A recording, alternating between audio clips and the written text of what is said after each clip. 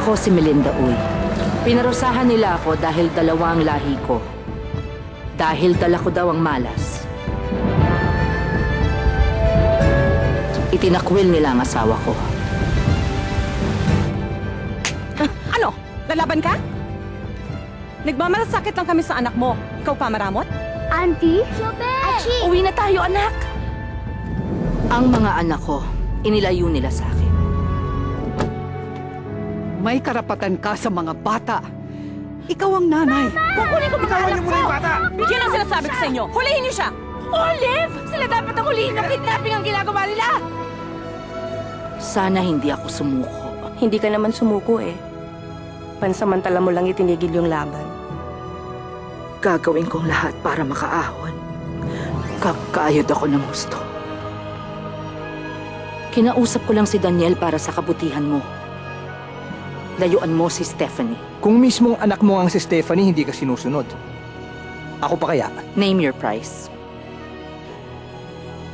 100 million. Kapakanan mo lang naman laging iniisip ko. Kaya ba iniwan mo kami ni Audrey at Walden? Si Ate Caro lang ang tinila mo.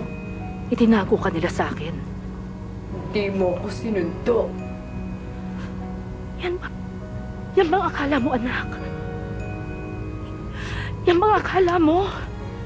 Akala mo hindi kita pinaglaban?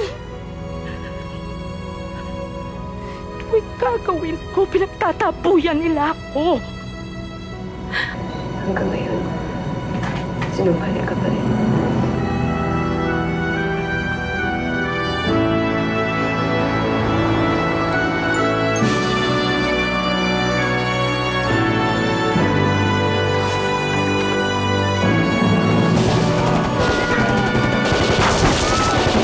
Mabait akong tao, Mr. Chan. Pero masama akong kalaban. Nagnananay-nanayan ka sa mga anak ko! Kung mahilig ka sa bata, gumawa ka ng sarili mo! Bibilang ako ng 5 hanggang lumabas ka dito. Namatay ang kapatid ko ng dahil sa'yo! Hanggang ngayon, sinusundan kami ng malas ng dahil sa'yo! Pagbali-baliktarin mo man ang mundo, she's still your mother. Stephanie! Gagawin ko ang lahat para mabawi ang dapat ay sa akin.